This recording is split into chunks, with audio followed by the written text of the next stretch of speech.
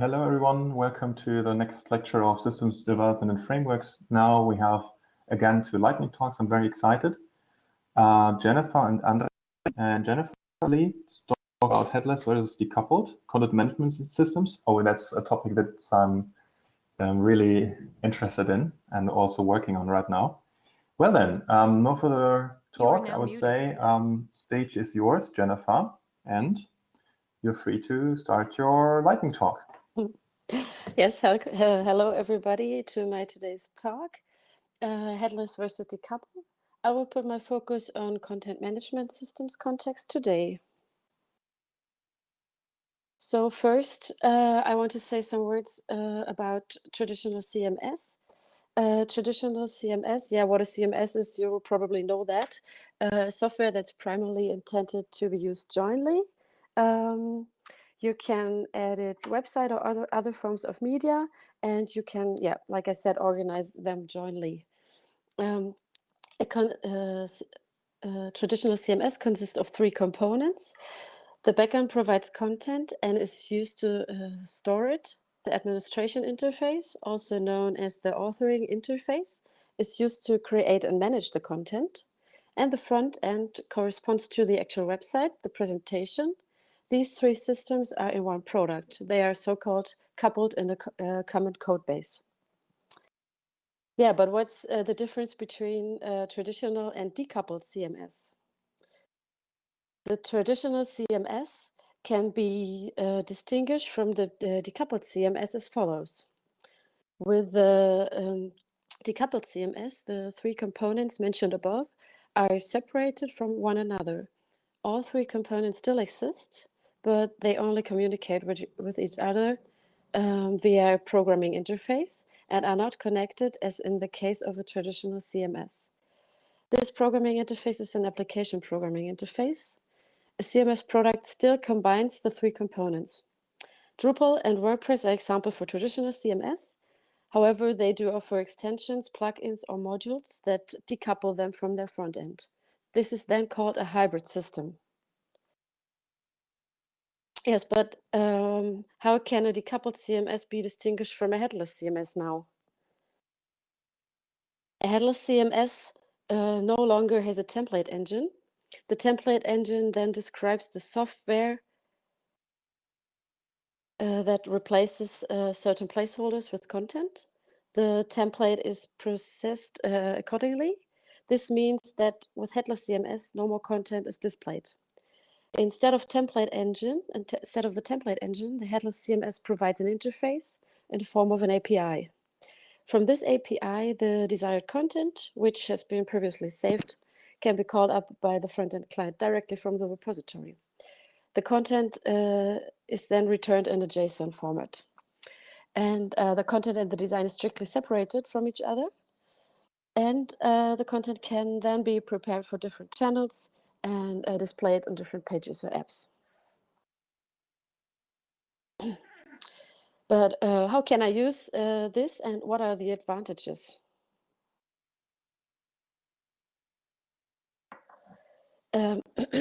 By distributing individual tasks to microservices, the responsibilities can be clearly regulated. The interfaces of microservices are standardized. So this doesn't match with programming languages. This doesn't matter with programming languages. So every programming language can be used for this. Microservices can easily be exchanged for one another, also even on a separate server.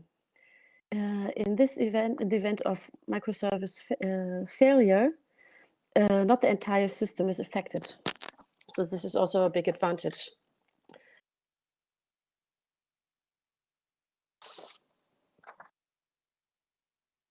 This development results from the trend towards many different devices and content as a service was launched. This approach can always be used where content is to be displayed in different ways in different places. Now just three short examples of original headless CMS. First, there's Contentful. In terms of content, it is a content as a service and according to its own definition, a content infrastructure service based in Berlin. Then I would like to mention GraphCMS. You can combine headless CMS very well with the GraphQL API. This is what GraphQL CMS does, for example. With GraphCMS is based in Gießen, so in Germany, since 2016. And last but not least, I would like to mention Comic.js. Comic.js is another headless CMS from the USA, and it exists since 2014. This cloud service is one of the more mature and established systems. Yeah, in the end, I would like to say a headless content management system is not a special product, but a description of a technical architecture that fits different application cases. Thanks for your attention. Yep, and these are my sources.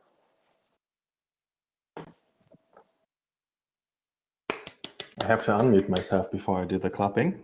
Excellent. This was an amazing talk. You took like 5 minutes and 20 seconds. And awesome, really. Yeah, it's nice how much this lightning talk resembles the work that I'm actually doing right now. I was basically doing research regarding contentful GraphCMS and Cosmic.js, whether this fits my own use case. Now, questions, people. Do you have questions? Now's the time.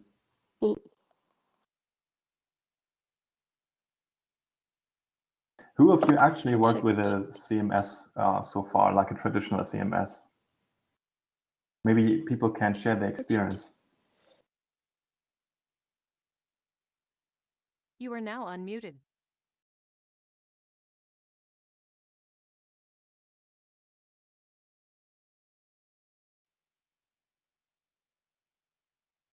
Yeah, me too.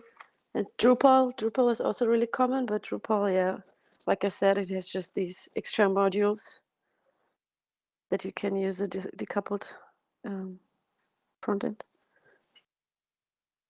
Yeah, the nice part about those headless CMS is that you have your editors who you can give a UI, which they can use, and your end user facing application is under your control, right? So you decouple what the end users will see from what the editors can see. That's, I think, a major advantage. And the traditional CMS would combine the two, and that would lead to scaling issues when you have to change Drupal in a way so you want your website to look exactly how you want it to be. And if you just do, for example, use a frontend like a Vue.js, and you tell Vue.js, get your data from there, and then you host your applications just somewhere, then you have full control over what your users can see. I think this is a major advantage and a major benefit. So this is certainly something you should have a look into, headless CMS. No questions so far? Really? I can see no questions in the public chat. You can also unmute yourself. Otherwise, well, no reactions. Yeah?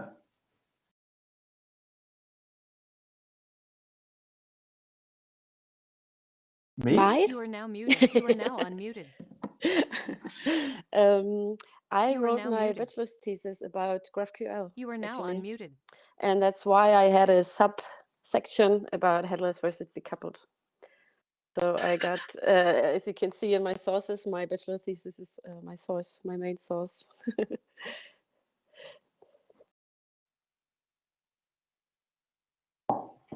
Okay. Thanks. Do you think this will ablösen typo 3? Excuse me? There's one question in the public chat by Jonas. No. I don't know. I don't think so. I don't think so. I myself also don't have any experience with typo 3. So I'm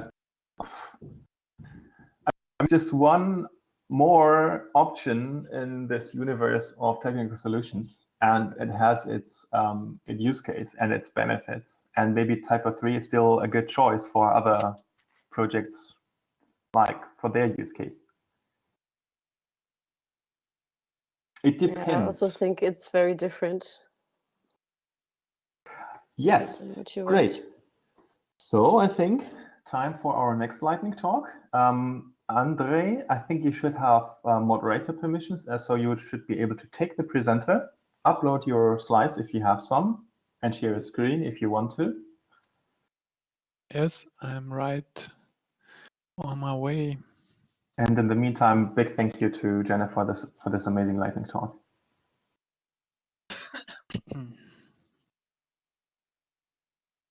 While Andrej is doing his thing, how can we access these interactive slides, Jennifer?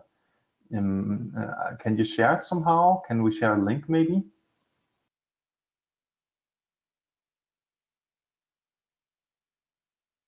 Jennifer? I used to put the slides on Moodle, so you're muted so far. Maybe you muted yourself again. But I would like to put something on Moodle so people can check out the presentation. If it's interactive or if it's PDF, doesn't matter. If you can provide a link, that would be great. So no answer from Jennifer. Maybe something has happened. Maybe she cannot respond.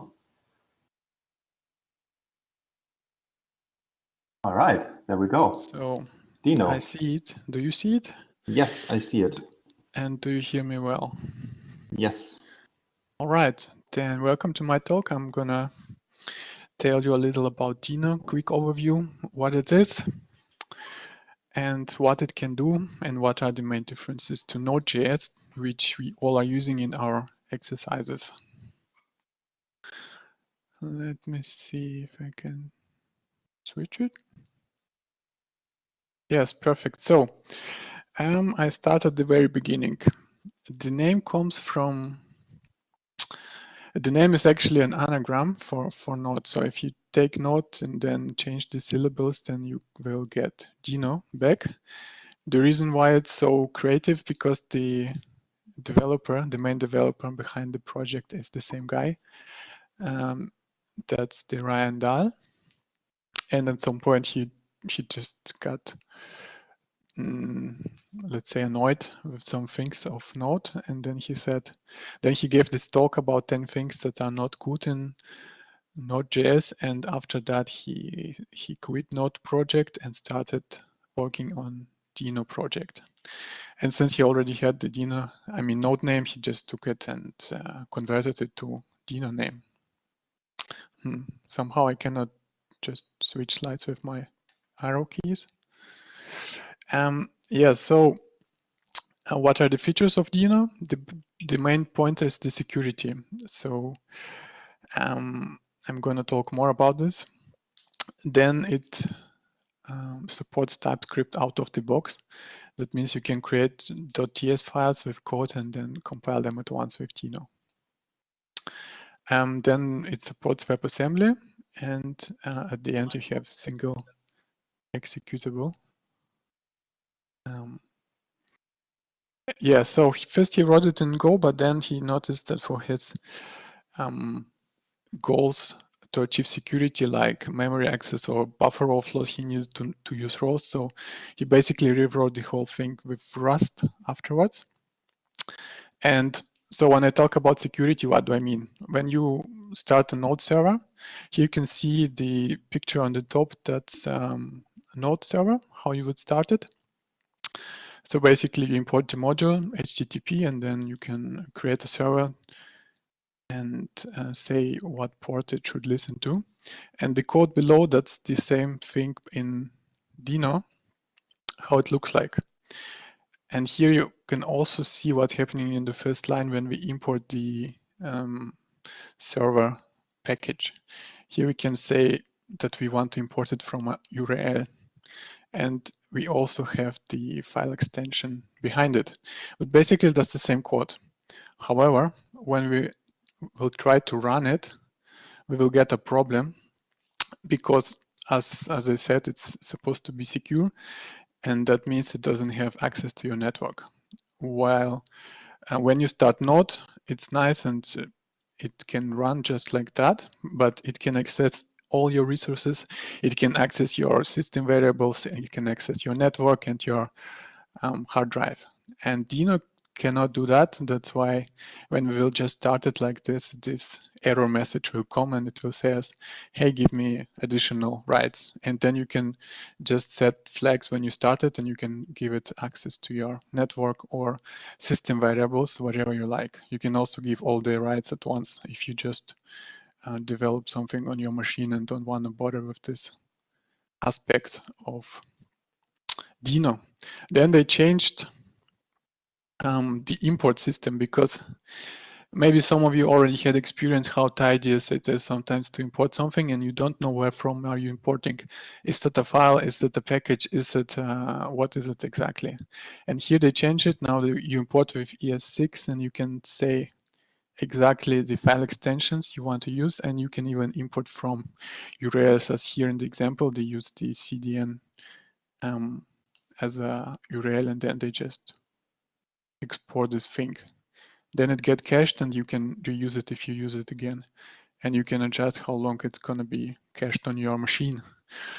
Yes, then they added promises. So basically all asynchronous functions or actions now return a promise, and you can handle it and work with it as you like to develop and to say what's going to happen if else and so on.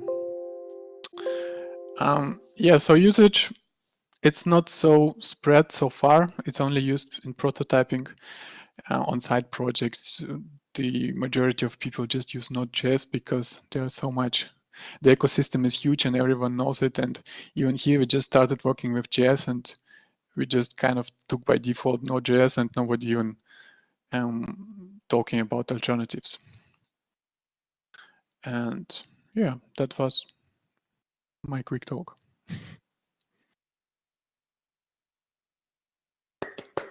Excellent, very well. Also, you this took the same amount of time, 5 minutes and 20 seconds.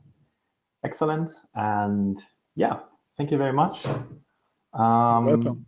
Any questions? Exactly. Any of you knew about it before that, or have experience with it?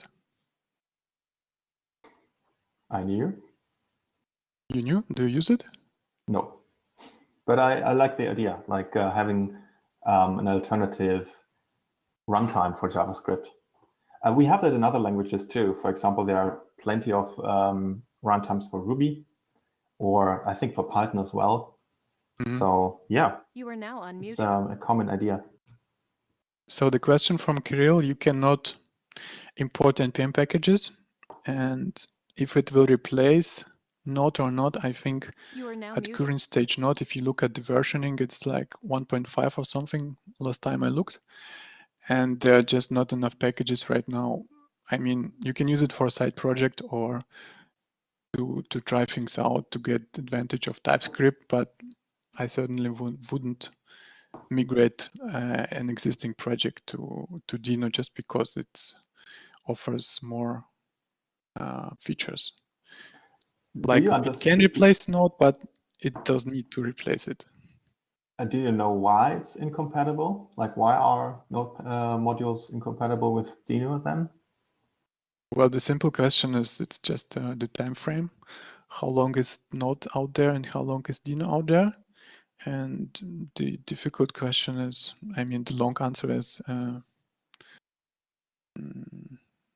I was just thinking about if a Node module is just JavaScript, then it's fine. No? I mean, it's starting to get incompatible when you access some native binaries or whatever, when it comes down to that. But just Node.js should be, or just JavaScript, I think it should be compatible. Well, I mean, you know best. It was just a question that got in my mind right now. Well, I'm not an expert in this area, but from what I saw, the impaired packaging system as a whole, it's completely not compatible. Mm-hmm. But maybe you're right, and you can use single packages if they are just in plain JavaScript. But I don't know for sure. So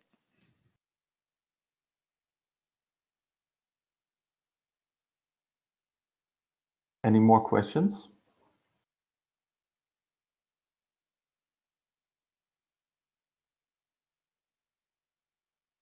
Exactly. Dominic is saying that it might be a permission issue.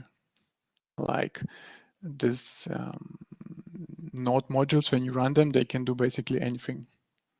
And you need to have faith in the developer.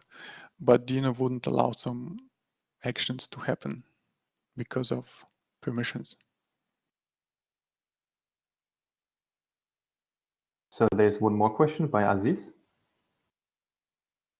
I personally don't know any big companies that already use it. So the question, was, do companies use it already? Is it production ready?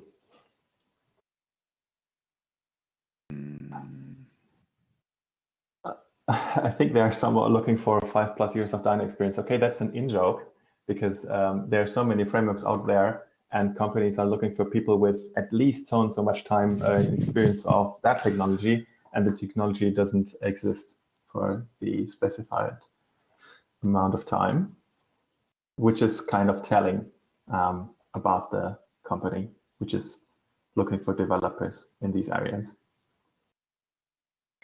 Yeah, great. So if that's it, thank you very much. That was like amazing lightning talks, which perfectly fit into our to our course.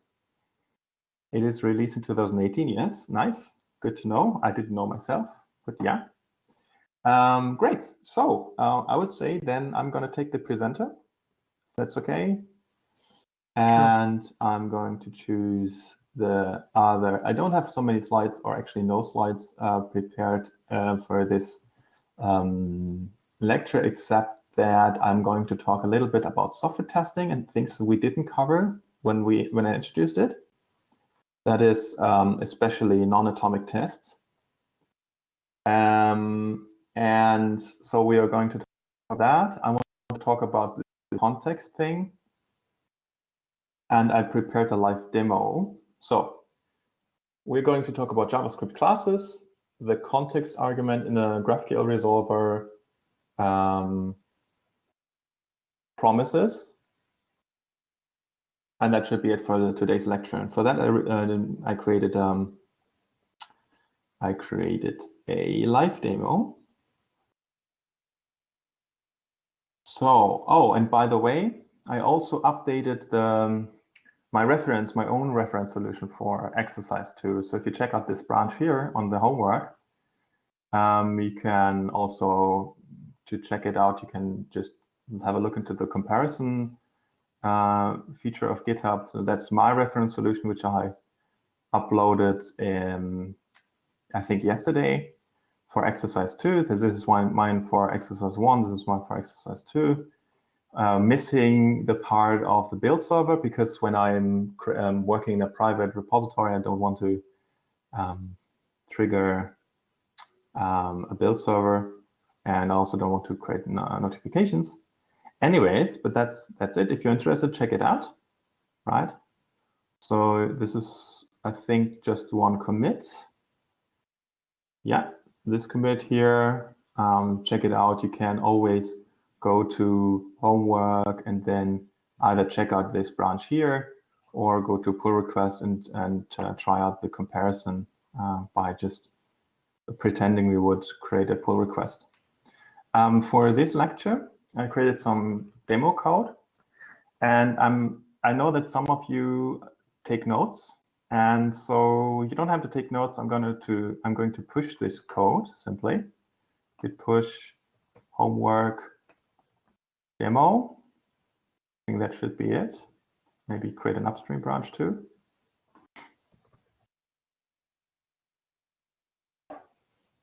So if you want, you can check it out right now. And now the demo branch is there. You can also like fetch the repository and check out that code. So, all right. It has a basic Apollo server setup. So I'm going to, why not, just run the demo code for now, and I have my Apollo server here. Put that there. All right. Posts title. Right. Nice. So what did I do? I think you will probably be most interested in this, I guess. So we have a GraphQL schema which is similar to what you have in your homework exercise for homework number 3. So we have a type post, and then we have a top-level query, which is just returning an array of those posts, and a mutation write post. All right. So the homework example or the homework schema has a homework target schema has a little bit more queries, mutations, and types. So this is like a simplified version of that, and here is our code which has the resolvers. You can, if you want, put those resolvers in a separate file. Up to you. So we have a resolver for the top-level query post, and we have a resolver for top-level mutation write. And we already have a data source. So this data source is coming from another file. I put that for convenience into a separate file, which is just called db. You can call it whatever you want. And there we have our class in-memory data source. And it's just extending data source, which is coming from Apollo data source. So some of you used REST data source. You don't have to. I mean, REST would be if you have a REST API somewhere and you want to make calls. That's not necessary if you just build an in-memory data source. You can just extend from this abstract data source class. And it was something that came up last week. And now we want to talk about the context in a resolver. So this is just for you to get an understanding what we're talking about. And here's where I'm creating the server. So nothing really special. I'm just taking a server thing from here, which is also a class. Has some defaults. Here are our type defs, and here are our resolvers coming in. You can override them if you want, because I'm doing objects destructuring here. So everything which I put in the constructor here will override the defaults, right? So I'm just putting playground in, which is disabling the automatic polling, because I want to manually click this play button and then make a request. Otherwise, it's like trying, I think, every second to run this this query. And that's it. And then we create the server and we listen, and that's what's starting the server. All right. So far, so good. I have a question. Yes. Your data source, like in the data source, they are lying the posts, right? Or the data source contains the posts. And in the homework, we have the opportunity to either put the data source locally or in a database. And am I correct that you put it in a database? No, we're not having database at all so far. Like, so we want to go, we are going down the loaded stack once. So we started with the front end, then now we're in the back end, and we didn't even cover a database yet. It is possible to plug in a database right here, but this is like optional. The educational purpose of these homeworks is to give you a clear separation of concerns. Like, we are now dealing with an Apollo server which doesn't have a database, except for, if you want to call it a database, this thing here, which is just keeping some records in memory, right? So, but I wouldn't call this a database, if you ask me. Okay, I think that's what I meant. So, like posts, like the variable posts holds some posts in memory, right? Yeah. And where is this? Like, where did you define the variable posts? Here. This is we come to it later. Okay, it's empty. Currently, it's empty. Yeah, it's an empty array when you initiate an in-memory data source. But we're getting to that later on. I want to also introduce you to the class in JavaScript. But one by one, I just wanted to show you the code to give you a quick idea. Are there any other questions regarding that so far? This looks familiar, doesn't it? You have those resolvers they get in there. You have the type defs, which is a declaration of the schema. All good? Yuri, can you have a look into the chat? Tell me if there are any questions.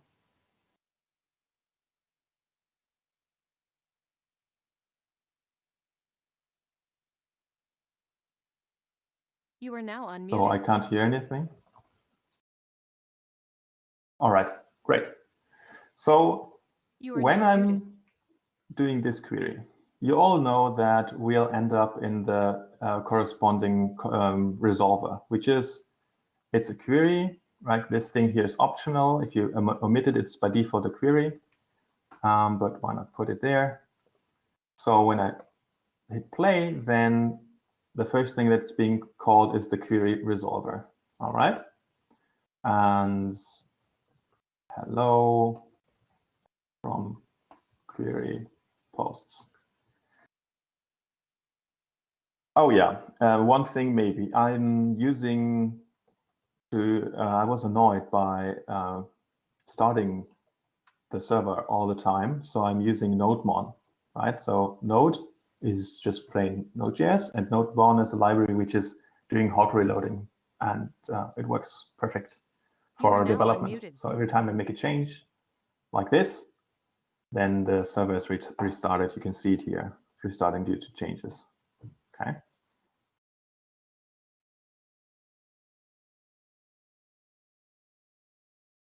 Yes, exactly. So I'm using those import statements, which is like a new feature. And in order to make that happen, I'm using this ES. So I install and then load it, and then that's it. All right, no Webpack, no Babel. That's not necessary for now. All right. So if I call this, then I see this hello from query posts. And what I want to, like we talked about these two things here in last lecture, parent and args. You all know that parent is always undefined in the top level resolver, which makes sense because it's like the top of this tree and has no parent, right? And you also know what is args. It's the second argument of the resolver. And in this case, since here is nothing, I cannot, the query doesn't allow any arguments. If I would have to change that, then I would go to my type defs and jar here, right? So and then would introduce them here, like, I don't know, message. Now it's restarting. Suddenly I can put a message, hello. Now I run this again, and there's my message. All right, so args is whatever I put in these parentheses. And now the interesting part is, what is actually context?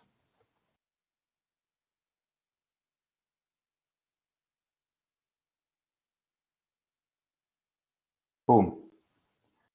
So context is something. Context is something that my GraphQL middleware provides to me, to the resolver. And context, I already defined it, what that is, in server.js. So context is always a function. You can see it is a function because it has parentheses, then something, then the arrow this arrow symbol, and then a function block. By the way, this here is a shorthand for return object, just to get you on board. So this is like syntactically equivalent. So after the arrow, JavaScript cannot distinguish whether this is an object or the function block. So if you're returning an object, what you can also do is you write it like this with parentheses. And this means it's returning an object. This is not the function body here, like the curly brace. This is the object. And I can basically put whatever I want there. Whatever I want. right? So whatever I return here will be passed to my resolver, which is living here, right? So this here goes into context. So Apollo server takes care of like calling the resolver with my context, and then it will end up there. All right. So there you go. All right. So here you see whatever. And how is this useful? The context, in contrast to args, is global state or global things that should be globally accessible for every resolver. This args will be different for every resolver because I put it in the parentheses here. But if there's something that is valid for all resolvers, for example, authentication information. So who am I? Like if you're logged in and you're an authenticated user and then you make a request, then the information who are you, who is the currently authenticated user doesn't differ. It's always the same for all resolvers. So you wouldn't put the, I don't know, current user here, right? Because then you would have to repeat it for all other resolvers. Instead, you, for example, set a request header, and then you have the authenticated user for all resolvers, right? So you could, for example, have a current user here. That's like the basic default use case for some ID, right? And then every resolver has access to the current user. This is just an example, right? So we are not talking about authentication yet. That will be covered in another lecture. It's a use case in order to explain what is the purpose of this context thing. All right? Then you have current user, and then you could do something with it. Does it make sense so far? I think this is a good time to stop sharing, go back to the lecture, and start a poll. Does it make sense so far? Are you with me? Also gives me time to look into the public chat. Can I upload my presentation talk somehow? You send me a link, Jennifer.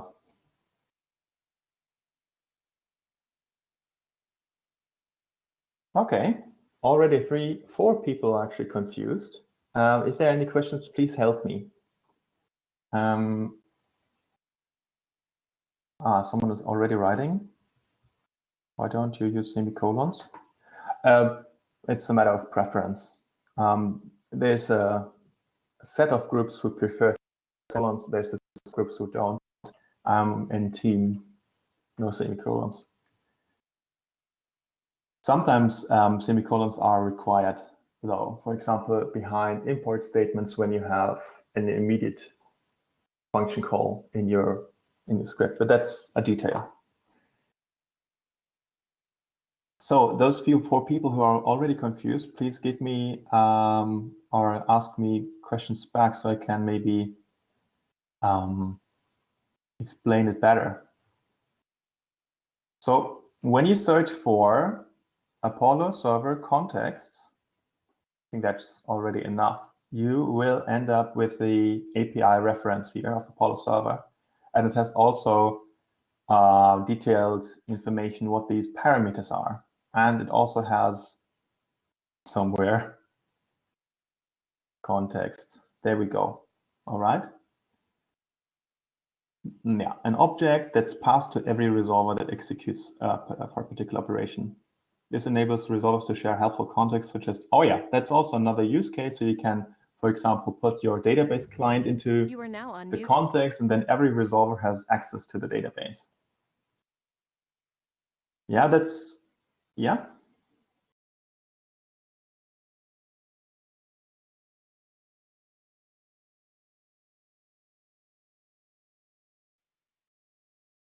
Yes, so I'm populating the posts here. So I'm using this in-memory database data source, and then I'm populating it there, right? Making that empty, it makes the post array empty. All right, so I'm creating a new instance of that. Then I have empty posts, and then I'm setting those posts with another array. So let's maybe a little bit dirty, I don't know, but it's fine for the use case for now. Like overriding the, I could do something like push. Does that help?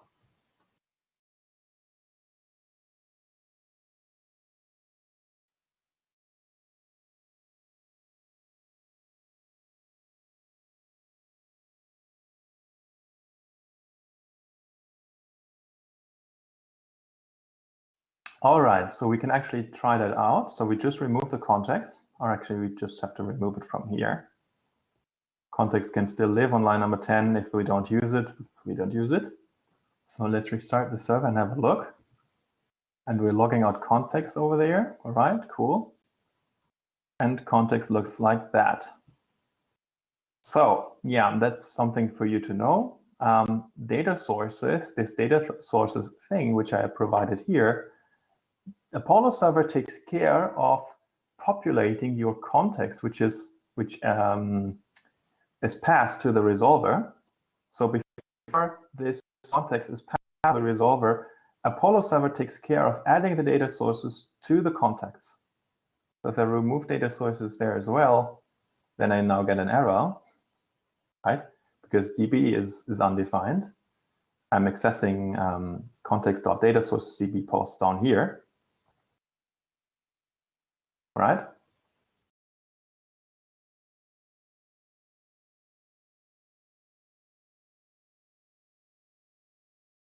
Yes, you can do it yourself. If I get you right, you could put the data sources here. That's what you're talking about, right?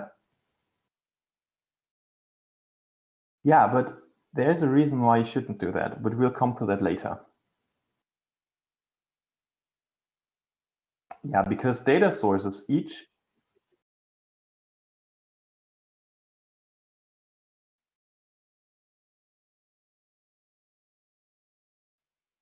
I don't have any users so far. So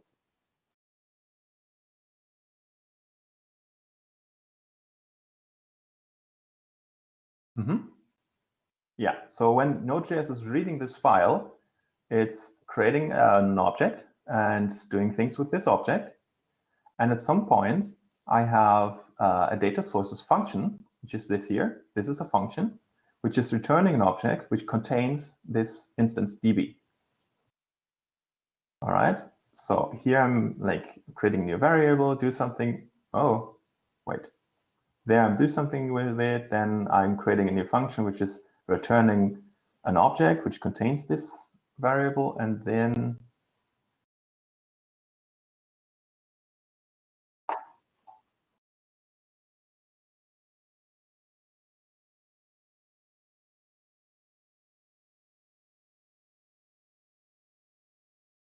yeah.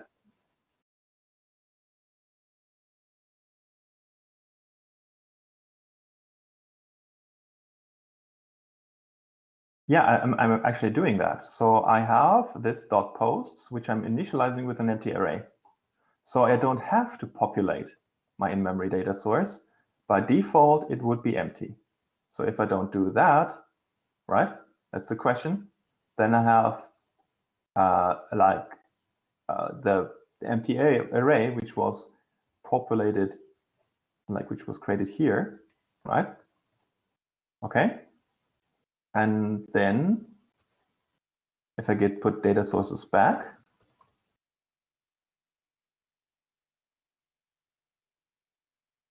I have empty posts. Does that answer the question?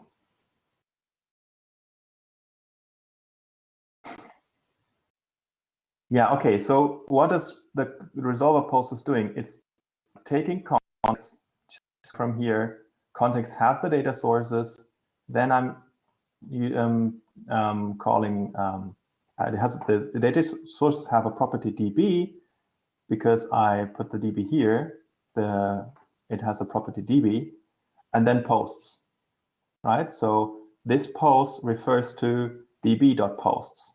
And if I'm, no, if I'm setting post to something, which might be a new array of type post, some title, right? So then the resolver has access to db.post, which is just this array here, all right? There we go. Does it make sense so far? Cool. Yeah. And now it's maybe a little bit confusing why we have data sources and contexts. And so, I mean, I created a local variable called context, which is just a function. And I'm returning something here. And then I have data sources, and both of them just go together for some reason, right? So Apollo server is basically merging those two internally, and that might be confusing for you. So why not just put data sources here immediately? I mean, I could just return data sources like this. Why not? And then I just need to remove that, right? It's actually working code. Yeah. I missed a comma there. There we go. And then we get, yeah, data sources in there as well. Actually, I was expecting an error.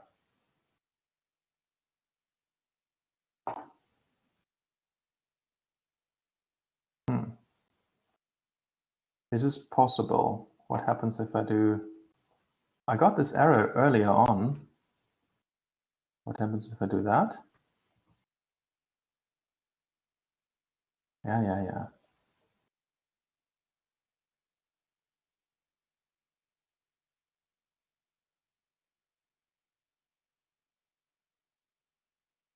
Okay, I can't reproduce the error anymore, but Apollo server also knows somehow. I made a small mistake here, but I was experiencing an error in which Apollo server was telling me, hey, please don't please don't set data sources in your context yourself. Like, we are doing it for you. And there's a reason for it. So let's do it, like put it back again. Data sources returns an object DB, remove data sources from here. And the reason is that data sources is like a pattern, which was introduced in 2018, Apollo server announce. That's enough. From announcing Apollo server 2. So in this year, they created this feature, data sources. Yeah, and released it. I wasn't used to that so far, so I also learned about data sources in preparation for this lecture. And data sources are given the context when initialize is called.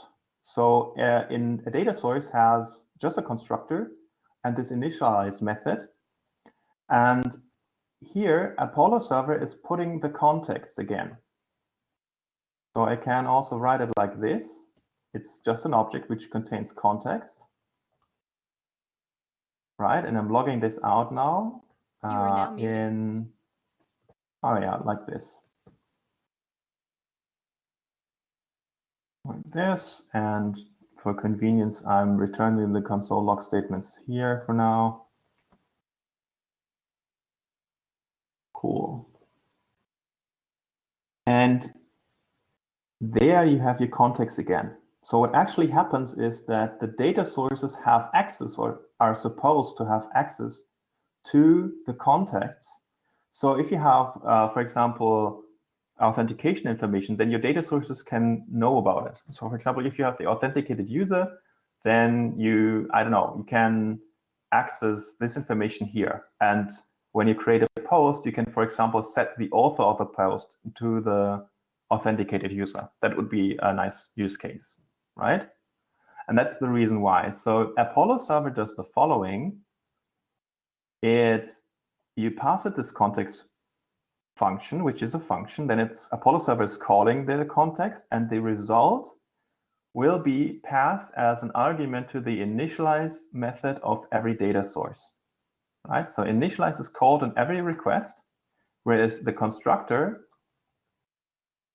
is only called when you call new in memory data source constructor, right? So when the server starts, this constructor is called once, but every time I make a request, the initialize method is called with the result of my context. All right. So that's the idea here.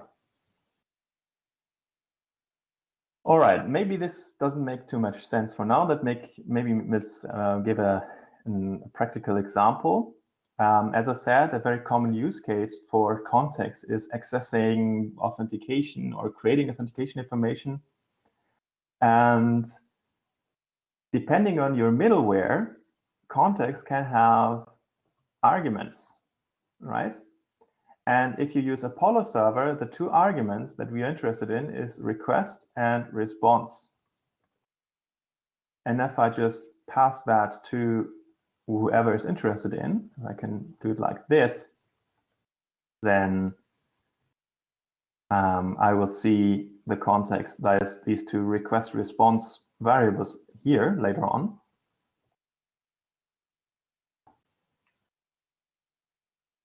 You see this, right? Here's request, which has information about the request, like what URL was being used, what's the request method, and whatnot, HTTP version, and the response object where you can also manipulate things. This is depending on the GraphQL middleware. So I think Apollo server, I don't know exactly, but I assume they also use Express, which is another Node.js framework for web servers. So, and most important is, for example, the request headers, these things here. So let's maybe only put the request headers in the contexts and inspect those like this.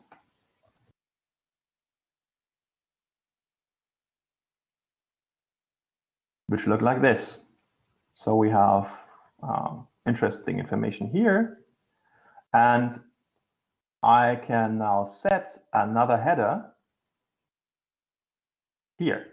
So Apollo server playground has, this thing here, this thing, this is like the result, but it also has down here, these two tabs, query variables and HTTP headers. And in HTTP headers, you can define an object, and you can, for example, pass in authorization header and then something. Okay, and when you run the play button again, then you see the authorization header, something which I just put here, right? This is a very common thing. We will get to that later when we deal with authentication. So in the request header, you can put additional information, and then your context function can do something with this information, and then, for example, create the current authenticated user somehow, or check if their authentication is all right, and then all resolvers know information about the currently logged in user, right? So that's a use case. Does it make sense so far?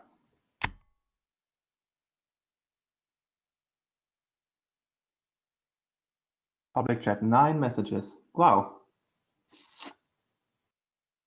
Is it also valid to populate it with a data source? It, meaning the context? Yeah, sure.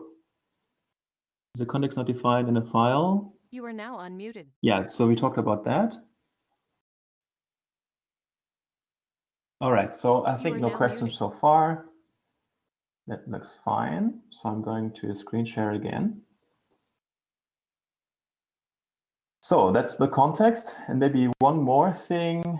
So this initialize method of the data source is interesting because it has the context, but I'm already destructuring things in here. So what are the arguments actually of initialize? What else is there? That might be interesting too. So here we have the context, which I destructured, but there's also this cache thing, right? If you have a look into the documentation, how to implement your own custom data source, Apollo Server already gives you or calls the initialize method not only with the context, but also with a cache. I have never used it, but yeah, if you want to implement caching, then this can be very useful. All right, so most of the time we are only interested in the context, for the homework at least.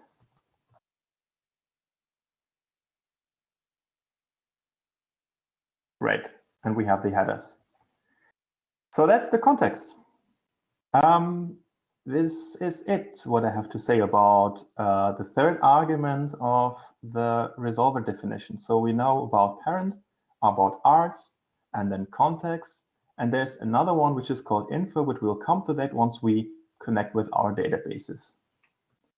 If you want to learn more, please go to the internet, check out the API docs of Apollo Server. It has, nice nice information what this is all about. And especially you should search for Apollo Server, resolver, method, signature. I can promise you that I'm going to ask questions about it in the exam. So they are like, this is the method, signature, parent, args, context, info. Learn more about these arguments. Okay, and here you have more information about it. We now should know these three here. Nice. So that's part one. And now we should talk a little bit about these classes. So a JavaScript class is a syntactic sugar for a function. JavaScript classes. This is something, I can totally recommend you the developer Mozilla docs and basically just have a read here. It was introduced in, apparently, when was it introduced? So they're talking about ES5. I guess ES6 was the version where they introduced it. I'm not quite sure. Anyways, when you use this ESM thing, then you can use classes just fine. And they're really just syntactic sugar for a function.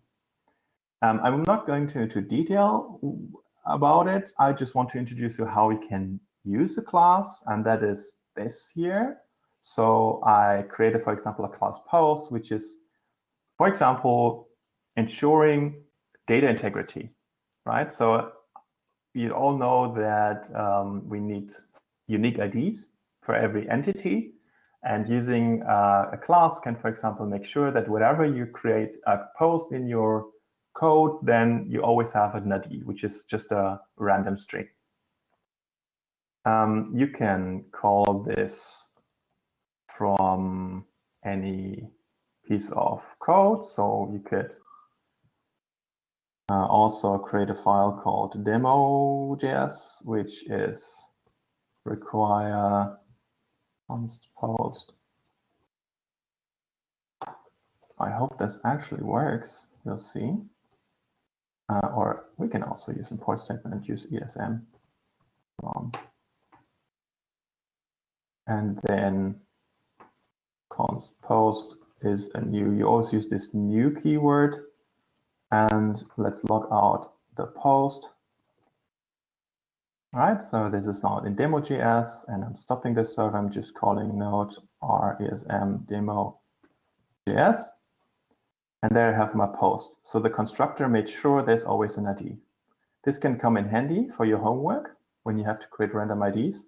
Another use case might be that you have, for example, you want to encrypt the password, right? So in here, you have a password in data.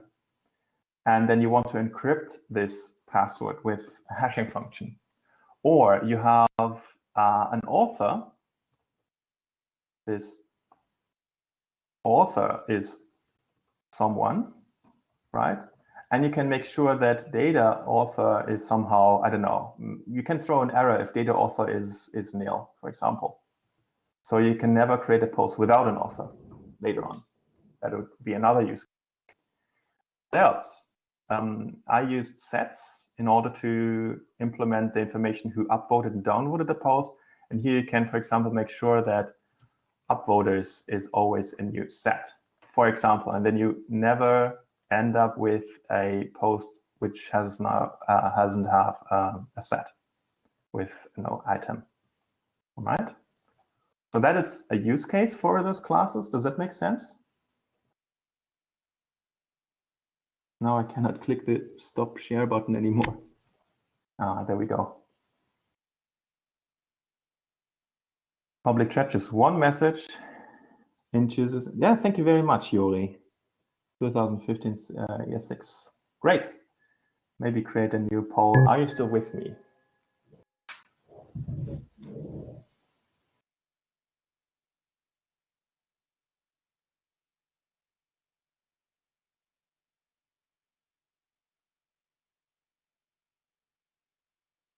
All right, so more or less the same as last poll.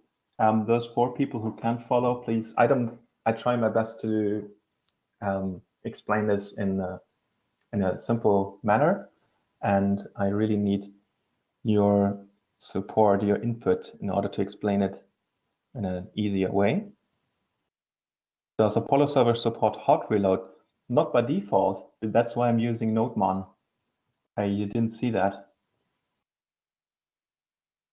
So in my package JSON, I'm defining that when I say yarn run dev, it's not calling node, it's calling NodeMon.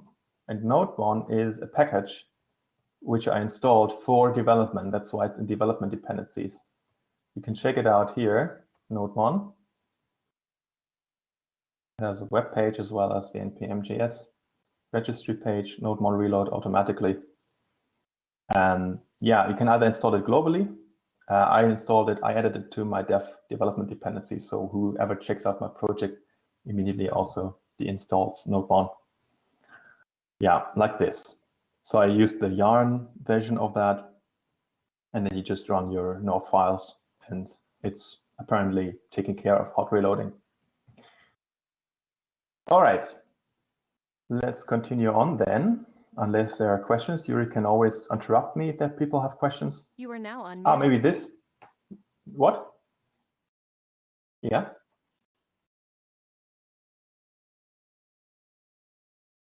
No. You can put everything in one file if you want. You can declare classes in any file you want.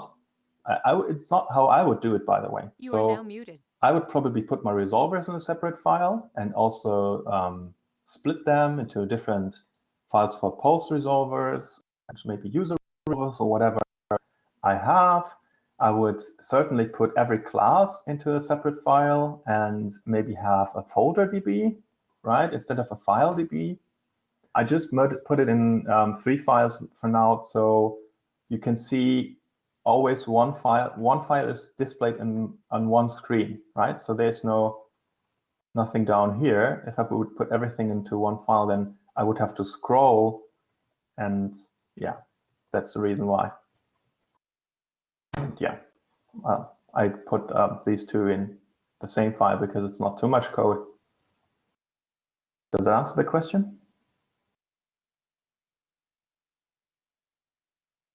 You are now unmuted. You are now muted. Maybe one nice trick which I found during development, object assign is like doing a mass assignment of keys on an object. So if you have 2 objects, then you can basically copy everything from the right side on the left side. So the resulting object is an object having keys A, B, and C. And B overrides this B here, which you can see there. So if I say object assign this, then everything I put here will be what? Everything I put in the constructor additional property You are now unmuted.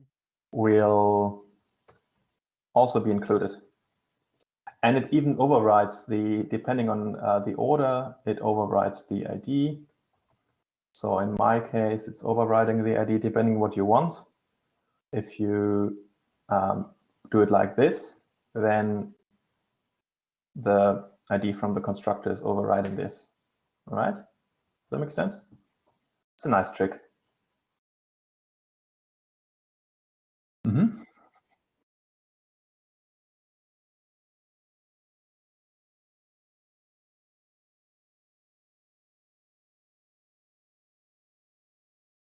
Mm-hmm.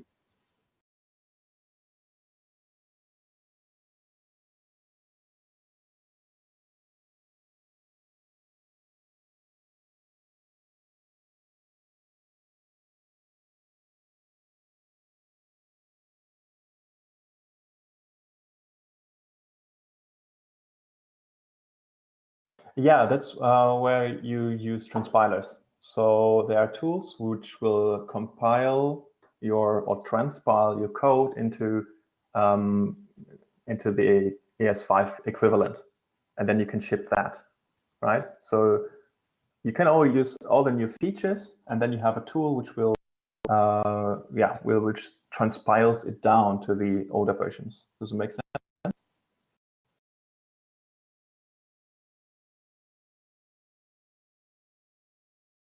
My recommendation is to use all the new features, and I'm used ESM for convenience here. Usually you would need to set up Babel or Webpack, and this is always configuration heavy, and it's confusing me myself. And ESM is just you put it there, and if you have a recent Node version, it's understanding those import statements, right?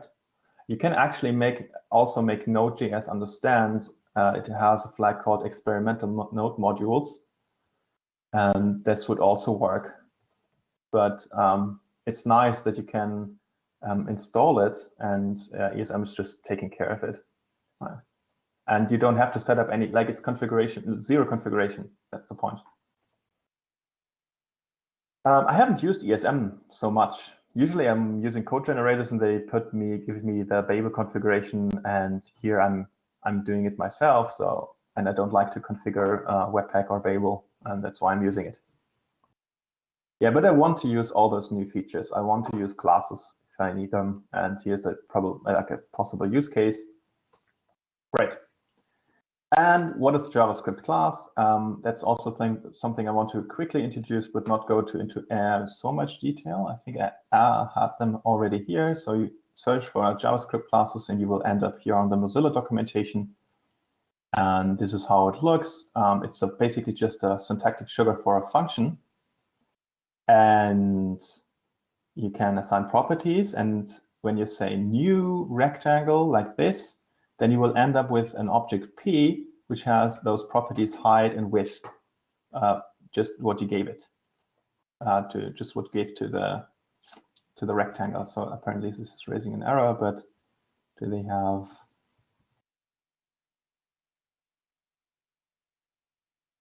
A better example? Oh, there we go. So you put these parameters here, and they will pass to the constructor. This is something you already know from object-oriented programming. JavaScript classes. I found also nice documentation on DigitalOcean. I even like them a little bit more because they are explaining how the class,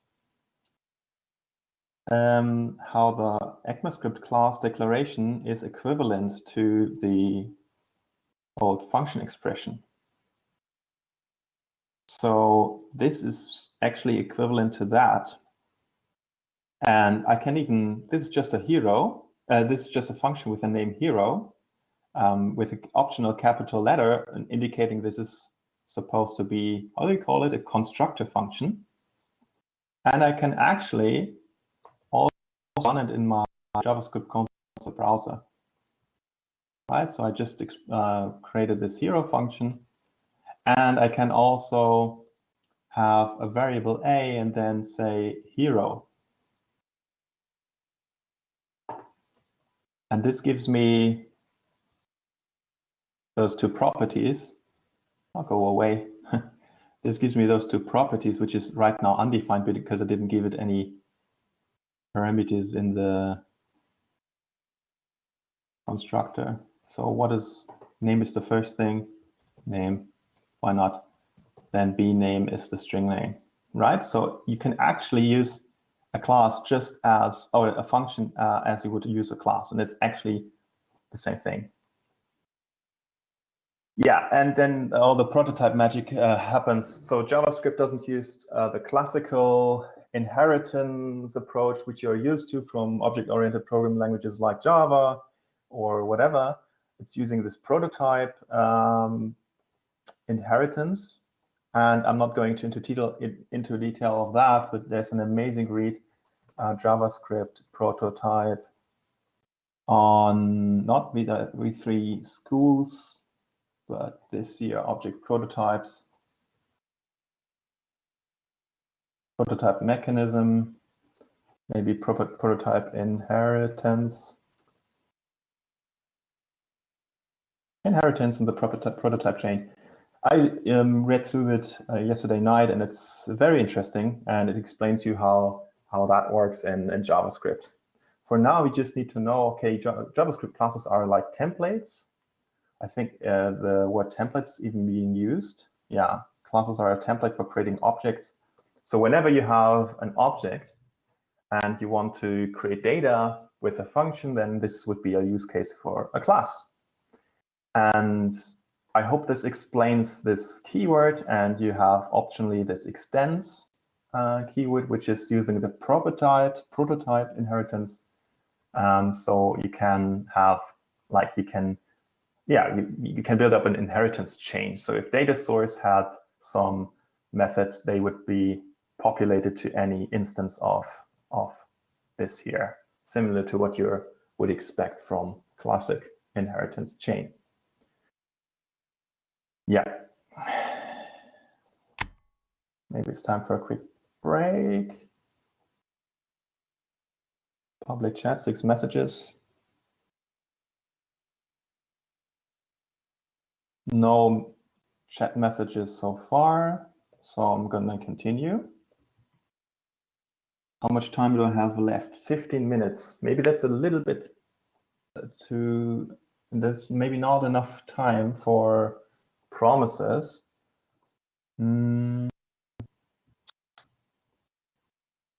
Yeah, but I also wanted to talk about tests. That's still enough time. So in this demo code, I also set up some tests. So you can actually go, I'm gonna revert my changes, git reset hard, remove demo maybe, and you can run tests just like that. You can run test,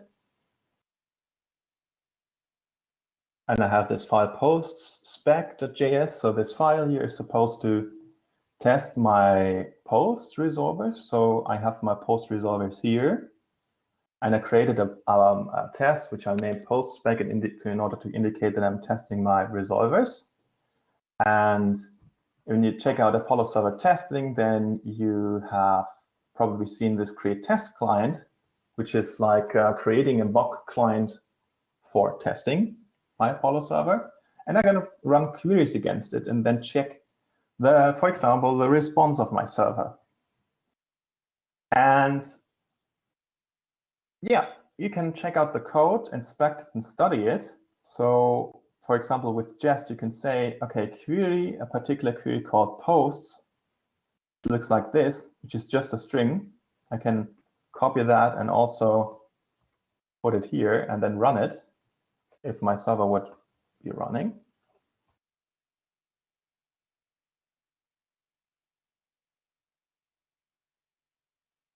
And get this data back.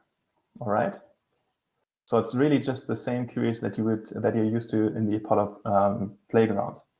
And with Jest, you can do things like, okay, run this query, and expect this the return value of this function. This is a promise, so I have to use await. This is using the await promise just resolves syntax, which I found particularly readable, which is explained here, right? Resolves rejects. So if you have a promise, I cannot explain promise in this lecture, but you can wait for a promise like this. You just have to mark your test case function with async, and then you can wait for a promise, and then expect the result of this promise, like this. And it has just has syntactic sugar, which you could say expect, then the promise, then dot resolves, and then your assertion. Then you have this nice one-liner, and I'm using it here. So I'm expecting, I'm awaiting this expect, and then resolves. This will fail if my promise rejects. And then I have something to make it against. So this object here is exactly what I see on the right side. So it has data. Errors is undefined, so I don't have any errors. If I would, for example, here something doesn't exist, then you see I have this errors key in here. So that's one way of checking there are no errors. And I have data. Right, and for development purposes, I seeded my database, so I have actually data, but here I'm expecting I have no data because my server has data source, which references a DB. The DB is over here, and it's just in new in-memory data source and doesn't have post, so that's why it's empty. All right, so why I'm showing you this? I'm showing you this because I want to talk about non-atomic test cases. A non-atomic test case is if a test somehow interferes with another test, like having a side effect which can affect also the result of the test case, whether it fails or passes. And you usually see, or an indicator for a non-atomic test is if you change the execution order of your tests, right? So I just put this test here, and it fails suddenly. This should never happen. So the test case should be atomic. A test case should always pass or fail independent of execution order, right? So you saw my test cases were running fine. Now if I run this test, suddenly I have a failing test case, all right? So that's a perfect example of non-atomic test case. I undid the change or running the test again, and now it's green. So this is a perfect example of a non-atomic test case, and it usually happens if you mutate data in your test case, which is running before. And for example, here we're mutating data. We're setting db.post to something and not reinitializing my state, right? So I have this local variable called db here, and I'm just overriding this db, or I'm changing this db, muting this db in the before each block here. So if I run the test in this order, this test first, it's fine, and then this test, I have two test cases which are passing. But if I do it like this, then I'm setting db post here. db is not reinitialized, and then post is not empty anymore, right? So this here will fail. And you can see that in the error message. You see it here. So I was expecting the green thing, always what's being expected, but instead got this. So there's an array, right? It's not empty. And that's terrible. You should always have a watch out for those non-atomic tests in your software tests. Even for your Vue.js code. For example, if you mutate your component and don't reinitialize the component and then execute on the mutated component another test case, that would be a perfect example for non-atomic tests in Vue.js. Does that make sense?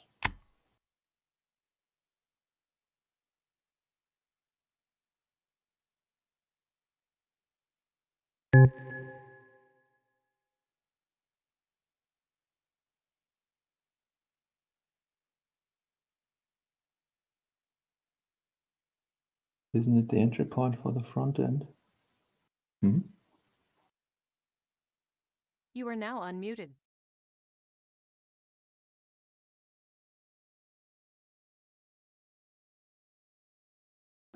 Yeah, that's a template string. So I'm going to share my screen again. GraphQL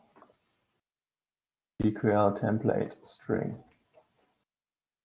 GraphQL tag. Yeah, it's actually a so-called template string is a function which is taking a string, like one argument, and does something with the string. So backtick notation is used for multi-line strings in JavaScript. So the string in backticks is being passed to the function called GraphQL. You are now muted. And GraphQL is being imported here, right? I hope that somehow answers the question. It's another piece of syntax, I would say. JavaScript template strings. Template literals. Okay, I'm missing the wrong word. I'm saying the wrong word. So here they have tag and then some string, and they do something with it. And you can define your own template literals or template strings this way and do fancy things with it. All right. But does it explain, okay, let's go back to topic. Does it explain what a non-atomic test case is? Like you have a side effect somewhere in your test case and you're not tidying up after yourself, and then your other tests are being negatively affected. In order to fix this non-atomic test case, what you have to do is to reinitialize DB in every test case or before every test case, right? So here I'm initializing it exactly once for the entire test suite. In order to initialize this, I can do before each. Before each will be run for every test case in the log. So if I'm using before each at the outermost scope, then this is being run for every test case in the entire test suite. Right? So I'm declaring just a variable DB, and before each test case, I'm calling this, I'm running this code. I'll run the test now, then everything is just fine. All right? So watch out for non-atomic test cases. So 5 minutes left. Do we have, maybe it's quick, like wrap this up. The only thing I want to show you, aside from non-atomic test cases, is how you can expect different things in your tests. So further down this code, I have another block called mutations. Oh, by the way, here I'm also reinitializing DB now. This is not necessary anymore because I'm now reinitializing that for every test case. Now I'm testing the right post mutation. Right, and then here's some title. Okay, I'm making a lot of typos now. Title. All right, and run this, and then I'm creating a new post. I can run this many times and have another query where I'm calling the posts again. Title. And suddenly I have many more posts, right? So this is my implementation of creating a post in the database, which is just my main memory for now. And in order to test that, I have multiple options what I want to test, right? For example, I could test that I get the proper results from the server. So when I call this mutation, I'm expecting a proper post object, for example, not null or something. I don't want errors. That's one thing that I can test. I can also test that new objects are being created in my in-memory data source, right? So this post should be populated with another item. This is something that I can test. And there's a third option, which is just using a mock function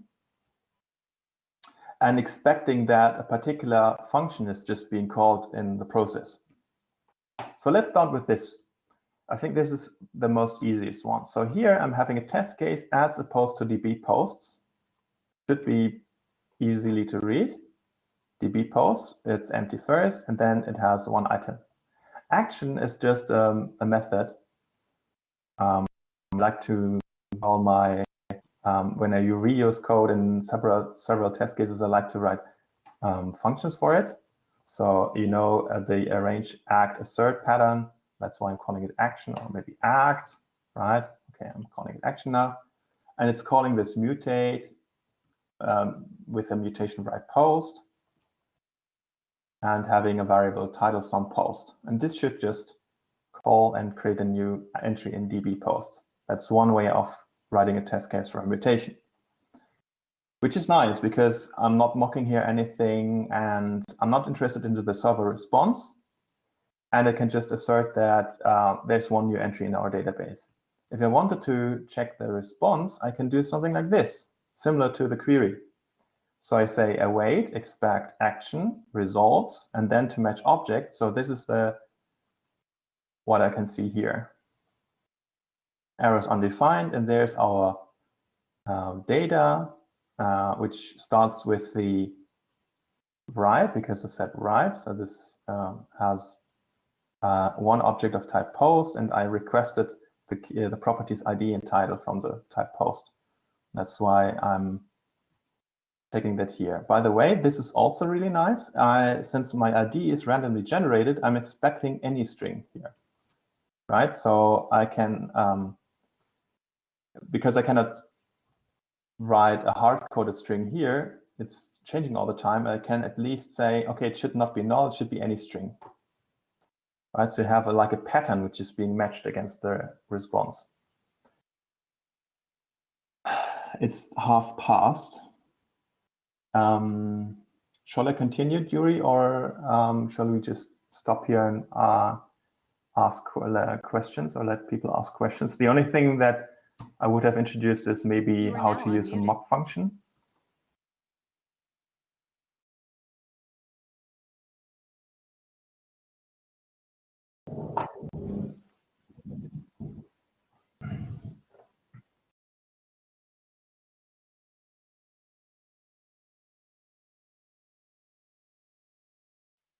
So you can write your homework without mock functions. It's just something, this will come into play when you have, for example, a network request if you would run your production server. Let's say you have a REST API endpoint and you don't want to call this REST API endpoint when you run your tests. And then you have to mock the request call to the API response. And that's where those mock functions are particularly helpful. Okay, let's quickly explain. So DB has a method create post. And instead of calling that, I can just override it in my test with a mock function, right? So I have to say dot post. So this is a function. If I would do this, then I would call the function. But here I'm reassigning the function to something else, which is a mock function. Jest has its own library of mock functions. So I say jest, which is a JavaScript global, and then fn, which is short for function, and then I just give it any function I want. And here I'm giving it an empty function. And then I can assert that the function has been called. So what's actually happening, since I'm testing my resolvers only, that one of my resolvers is just calling create post with anything. Right, so this method will be stubbed out or mocked, and I can, in my test, assert this function have been called with the expected arguments. Right, in this case, title some post. If I just write something else, then this doesn't match with the variables I gave up here, and then I should see a test error. There we go. So my resolver gave this as an argument to my test case. So it's actually just expecting that a particular function is being called with certain arguments. So I'm stubbing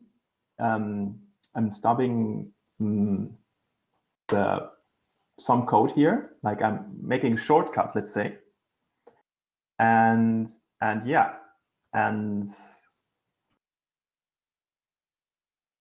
period.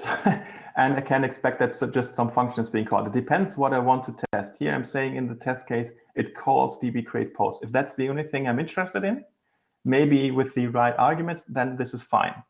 Always remember that you will probably have like a failure because you can see that in my create post, I'm actually returning the new post as well, right? So I have data and I'm creating a new post based on data, which just has the title. This will set up the ID, right? And then adding it to the posts array and then return it. And all of that will not happen if I stop out this create post function. So no post will be added to this post, nor will there be any return value here.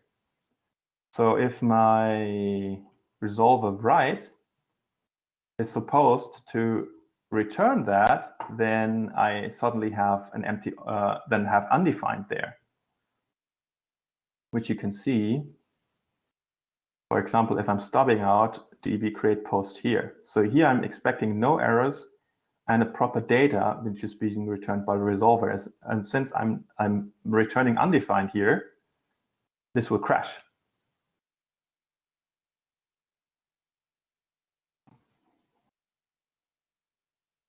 There we go, right? So I have right null. Undefined is coerced into null.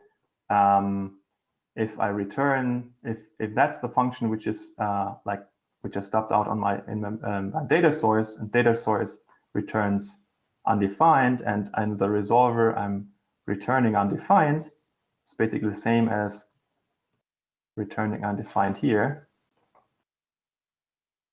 then I get null, and this will subsequently fail the test. So that's it. Sorry for having a lengthy lecture today, but I hope this helps. And I'm just trying to help you and write nice reading tests right from the beginning. And yeah, you can check out the code. It should be published on this demo branch. So yeah, I think now it's the time for questions. 11 messages in public chat. Wow. Okay.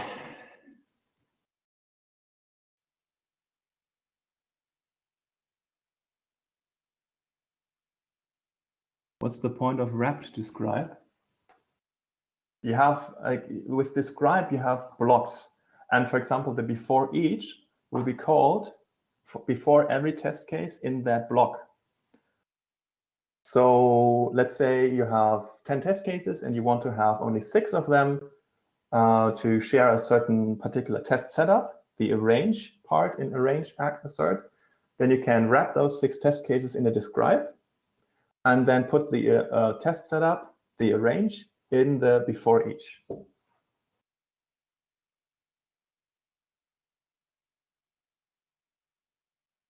All right, thanks. Yeah, you can also unmute yourself and ask questions if you want. Yeah, on the slides, by the way, you can see an example for Vue.js, how to create a non-atomic test.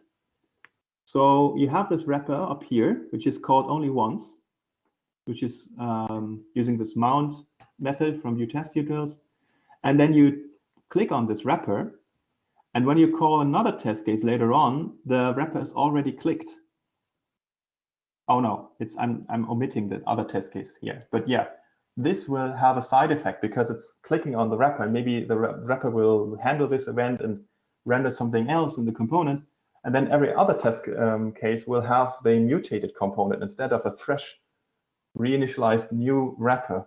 And this is like the solution to that. So you have this variable here, and before each test case, you create a new wrapper, and then every test case has a new reinitialized wrapper.